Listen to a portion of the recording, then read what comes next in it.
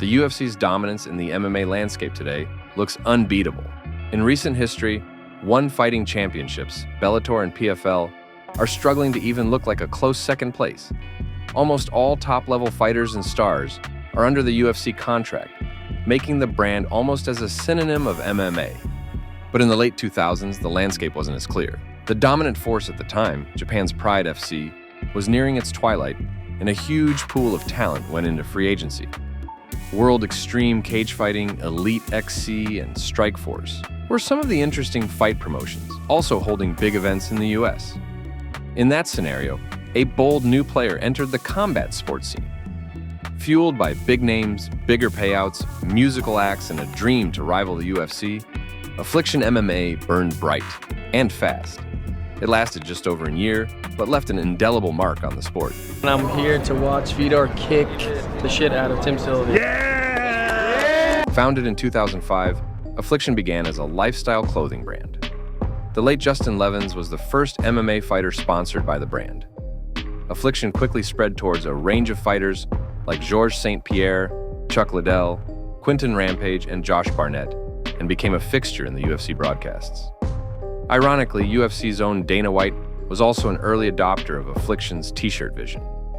In 2006, just a year later, the brand would struck a partnership with MMA legend Randy Couture to create the Extreme Couture series, cementing itself as a household name. The company's gothic imagery fitted perfectly with the still fringe counterculture demeanor of mixed martial arts. At a time of recession and cutbacks, Affliction was flying high with its upscale graphic t-shirts, breaking the $100 million revenue mark in 2008. But in January of that year, the UFC had shut out Affliction from sponsoring fighters after a contract dispute with its heavyweight champion Randy Couture, who wanted more freedom and eyed a potential fight against Fedor Emalianko. And we butted heads on a lot of issues with the contracts, and when I signed it, the TV deal was Spike TV to do both scripted and unscripted television. He kind of went off the reservation and kind of banned me and exiled me at that time. So these contracts are really bad. They're pretty horrible contracts, honestly, as from a fighter's perspective. They're great for the company, but they're not so great for us. Right. So, that put me in a position I had to stand up for myself, basically. I resigned from the heavyweight championship and I walked away from the UFC. The one fight I wanted was the Fedor fight. The most rankings had him ranked 1 and me ranked 2. You want to be the best in the world, you got to fight the best in the world. So I told them I want that fight. They were in negotiations with him. The negotiations broke down. They wanted M1 Global kind of owned him, and they wanted a co-promotion. UFC and Zuffa were not willing to do a co-promotion, so it wasn't going to happen. So I said, all right, I'm resigning as your heavyweight champion. I'm going to go find a way to make this fight happen. But according to Affliction's vice president, Tom Atencio, there was another reason for the ban. The UFC allegedly had a mole working inside the company, who supposedly heard they were starting their own promotion. So what happened was behind closed doors, we talked and Josh Barnett said, you guys should start an MMA company. You guys have everybody as it is. Nobody's happy. You guys should start this. So we talked about it, nothing more. And when I said, and you brought it up before, there was a mole, well, it got back to Dana somehow. And that was the same time that we came up with the idea of photographing Randy and Fedor. Okay, we talked about that, and that would be a great stunt. They can't fight. We knew they couldn't fight, but we thought about that. When we were talking about it, it got back to Dana. Then we did the poster. The poster went really big. It was really huge, and then we got banned. They said no more. You guys cannot wear Affliction in this company. Which is the reason why the first event was called Banned. Banned, I remember. Good marketing, by the way. Good marketing calling it Banned. No hard feelings. Kept doing our own thing. There wasn't anything, we didn't boot them out until they started promoting fights, For whichever reason, Affliction was now banned from sponsoring UFC fighters. Co-founder Tom Atencio and his team decided to fight back against the industry titan in the most ambitious way possible, creating their own MMA promotion. With deep pockets backing it up, Affliction MMA promised stacked fight cards, massive fighter payouts, and marquee matchups that even the most loyal UFC fan couldn't ignore. Mark Cuban, Donald Trump, and Oscar de la Hoya were some of the blue-chip partners that backed the promotion's new endeavors. I will say these are tough-looking guys. I asked one of them, how long would I last? You know, I'm tough. We're all tough. And he looked at me like I was kidding. That wasn't even nice. But it's an honor to have you in Trump Tower. I think Affliction's going to do really well. It's a great card, and we look forward to being out there and watching. Good luck, you guys, all of you. Good luck. Good luck. Their first event, aptly named Affliction Band, featured the legendary Fedor Emalianko versus former UFC champion Tim Sylvia in the main event, on a card that was far from being labeled as top-heavy. To add legitimacy to the main event, the WAMA heavyweight belt was put on the line, an obscure sanctioning body created just months before the fight. In stark contrast to UFC's pasteurized event model, most of the production was in homage to Pride Fighting Championships, from the ring to the pyrotechnics and the fighter roster.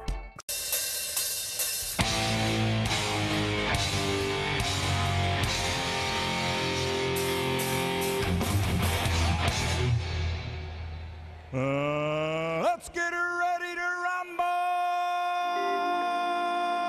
Thrash metal giants Megadeth jerked the curtains to what would be an unforgettable night of fights. How deep was the card? Former UFC champion Vitor Belfort fought in the prelims, returning from obscurity to knock out Terry Martin in brutal fashion. He earned $140,000, $70 to show, $70 for the win, and wasn't even part of the pay-per-view portion of the show. For comparison, here's UFC 92's payout sheet from 2008. In another preliminary bout, Canadian prospect and future UFC title contender Mark Hominick left his mark by submitting Savant Young in the second round. In the main card, the three last fights would all be at heavyweight and feature former UFC champions in all of them. Josh Barnett avenged his knockout loss to Pedro Rizzo at UFC 37 years earlier, with a single shot that completely shut the Brazilian's lights off. In the co-main event, Andrei Arlovski faced off against future bare-knuckle boxer Big Ben Rothwell, scoring a highlight reel third-round knockout of his own in the process. In the main event, Fedor's second fight ever in the US delivered a masterclass, but not before some more Megadeth and some camera work showing the crowd's celebrities. At the time, the Russian was indeed the most feared man alive, virtually undefeated in 8 years and 30 professional fights. Showing he was levels above Sylvia, Fedor landed almost every strike he threw, knocked the former champion down, and submitted him in just 36 seconds.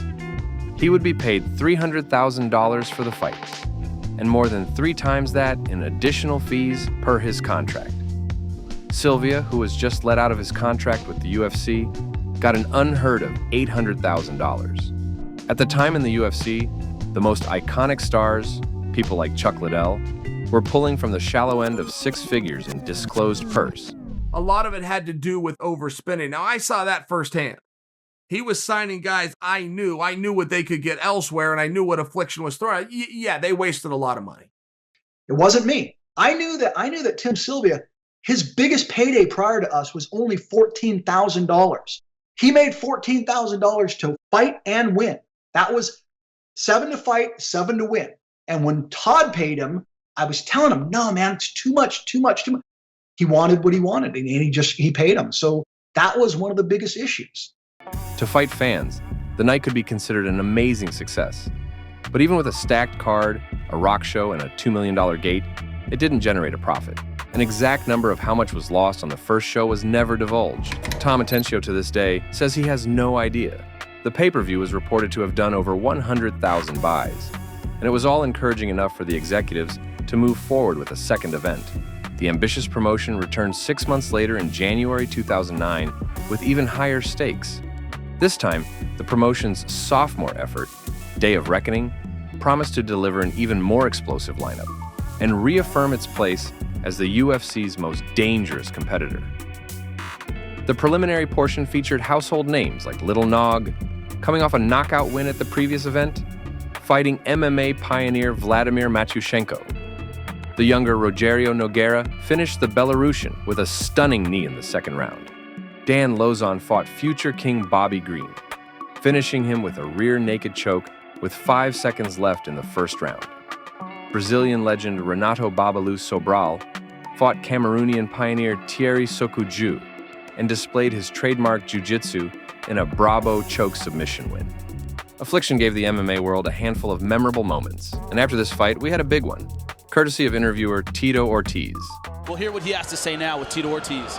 Well, here we are with Geraldo Babalu. You did an awesome job. So what? You're a black belt in jiu-jitsu, getting an awesome submission there. I want to tell me what you see. Let's go ahead and see by the fight what you saw in the ring. Resurging Fedor Belfort, now at his newfound middleweight division, made a statement by knocking out Matt Lindland in the first round, in one of the most terrifying knockouts you'll ever see. Belfort turned back the clock and landed his fast hands with deadly precision. Lindland remained unconscious for long and excruciating minutes before walking out on his own out of the ring. The next fight featured another promotional household name in Josh Barnett against another MMA pioneer and Dutch kickboxer, Gilbert Yvel. Barnett managed to dominate the grappling exchanges and impose his will, finishing Gilbert with punches in late third round and positioning himself for a future bout against the main event winner. The centerpiece of Day of Reckoning was a fight that had fans buzzing. Fedor Emalianko would defend his WAMA heavyweight title against the resurgent former UFC champion Andrei Arlovski. From the opening bell, Arlovski's crisp boxing and movement seemed to trouble Fedor. Using his reach advantage, Arlovski landed combinations and even had Fedor backing up, a rare sight in the Russian's career. But as Arlovski grew confident, disaster struck. In the middle of an aggressive flying knee attempt, Fedor unleashed a thunderous right hand that landed flush on Arlovski's jaw, sending him crashing to the canvas. The fight was over in an instant. Fedor had once again reminded the world why he was the best. Day of Reckoning was another critical and fan success for Affliction MMA. But behind the scenes, financial strains were becoming harder to ignore. The promotion's lavish spending, highlighted by Arlovski's $1.5 million purse, raised questions about its sustainability. While Day of Reckoning showcased the best heavyweights of its time and delivered one of the sport's most unforgettable knockouts, it was also the beginning of the end for Affliction. It was a fleeting moment of glory before the inevitable collapse. The promotion's aggressive spending and lack of a clear long-term strategy made it increasingly difficult to stay afloat. But the company opted to power through and booked a third event, Affliction Trilogy, supposed to feature the biggest fight in MMA outside the UFC. Fedor Emalianko versus Josh Barnett. Just an amazing couple of evenings. The last one was one of the greatest, I was just telling Mark, it was one of the greatest sporting events I've ever seen. But it was never to be. A month before the fight card was to happen, Barnett was issued a drug test by the state of California, unbeknownst to the Affliction brass. He tested positive for drostanolone, an anabolic steroid. His B sample came back positive as well. Barnett, a repeat PED offender, would not be permitted to fight. The news came down on July 21st, just 11 days before the event was to happen. Atencio scrambled for solutions at the 11th hour. So I'm on the phone talking to everybody and anybody. And I remember I wasn't at the office at the time. I was out. And I'm talking to Fedor Belfort himself. I'm talking to his manager. I'm trying to get all these guys. And everybody's willing to do it. It was just about negotiations. The event was canceled on July 23rd. Because Trilogy was to be a do-or-die event to gauge its sustainability, Affliction MMA folded as well that day, while Emelianenko was on an airplane to Los Angeles. They kind of felt like maybe we should just give up and just do a deal with the UFC before we defunct, before we go under. I was told because the posters did not have card subject to change, that pay-per-view stood the chance, which mean us, stood the chance of being sued by anybody and anyone whoever wanted to, whoever purchased it and wanted to. Whether that's true or not, and whether that was real, that's what I was being told at the time. The next day, July 24th, Affliction buried the hatchet with the UFC. Zuffa put out a press release welcoming the lifestyle brand back in the octagon. But Atencio has another theory to why the card was canceled as a whole. Did it ever cross your mind that somehow that was orchestrated by the UFC or did you ever hear that rumor or any of that stuff? You know, without bringing up the whole reason, I can guarantee you it is. You know, I mean, look, I don't want to get into it. I don't care.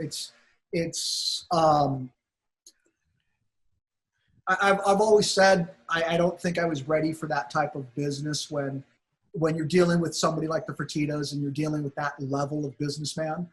And again, I always try to take responsibility for what I do. And just like I've said before, they won. And that's really what it comes down to. That's really what it comes down to. Affliction MMA lasted a year and 4 days. 2 unforgettable events, big cards, bigger names, and a huge bill with nobody to foot it. While the promotion attempt might look fruitless, it serves as a cautionary tale for future promoters who dream to challenge the UFC. The global monopoly and monopsony that serves the UFC makes it incredibly hard to promote an event without their brand recognition. Maybe throwing money at the problem like Affliction did could work, as Saudi Arabian advisor Turki Al-Sheikh signaled his wishes to make a dream fight between Francis Ngannou and John Jones. The future might surprise us with a new extravagant fighting promotion, from the bottomless Saudi money that is starting to creep into combat sports. But unfortunately, we will never again see Donald Trump telling the world, how much did Fedor weight it in? 230 pounds. Thank you, Mr. Trump. 230 pounds. Guys, thank you so much for watching. The support from you has been amazing. I'm really just getting started into making videos, so every feedback is much appreciated. Leave a like to help with the algorithm and comment what would you like to see on the channel next. If you can, please subscribe to the channel. Stay safe, and I'll catch you all later. Are there facts showing that you were not created by God? That they say that we were created by monkeys. And you believe that? To a certain extent, yeah. Because I look in the mirror. Because I look in the mirror and I sure damn look like a gorilla. Have you ever seen a light-skinned gorilla? You're looking right at one. People think I'm African American, and I have 1% in me.